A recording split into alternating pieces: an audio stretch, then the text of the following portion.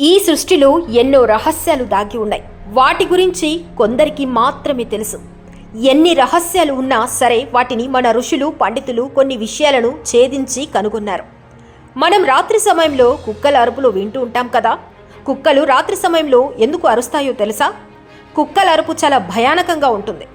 రాత్రి సమయంలో కుక్కలకు ఆత్మలు కనిపిస్తాయట. ఈ ఆత్మలను చూసే కుక్కలు అరుస్తూ ఉంటాయి. ఎవరి ఇంటి ముందైతే కుక్కలు రాత్రి సమయంలో అరుస్తాయో వారి ఇంటి ముందు ఆత్మలు తిరుగుతూ ఉంటాయని నమ్మకం. అయితే దీన్ని శాస్త్రవేత్తలు కొట్టిపారేస్తున్నారు. దీనికి శాస్త్రవేత్తలు కొన్ని వేరే కారణాలు చెబుతున్నారు. రాత్రి సమయంలో కుక్కలు ఒంటరి కావటం వల్ల మిగతా కుక్కల కోసమే ఇలా అరుస్తూ ఉంటాయని శాస్త్రవేత్తలు అంటున్నారు.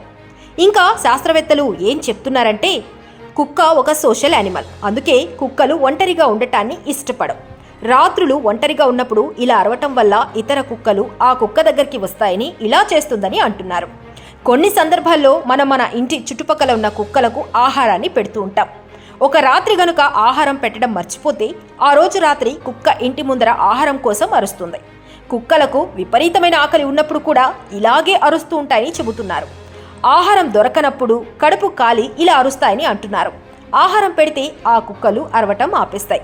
కుక్కకు ఏదైనా దెబ్బ తగిలితే కూడా ఇలా అరుస్తాయని, దెబ్బ తగిలిన బాధను భరించలేక ఏడుస్తూ ఉంటాయని, ఇది కూడా కుక్కలు అరవటానికి కారణంగా చెబుతున్నారు.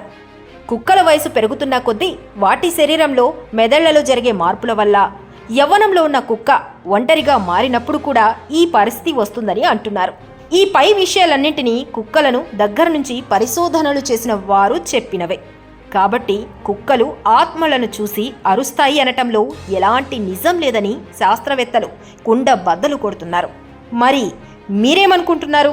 కుక్కలు నిజంగానే ఆత్మలు చూసి అరుస్తున్నాయా, లేక శాస్త్రవేత్తలు చెప్పిన వేరే ఇతర కారణాల వల్ల అరుస్తాయా?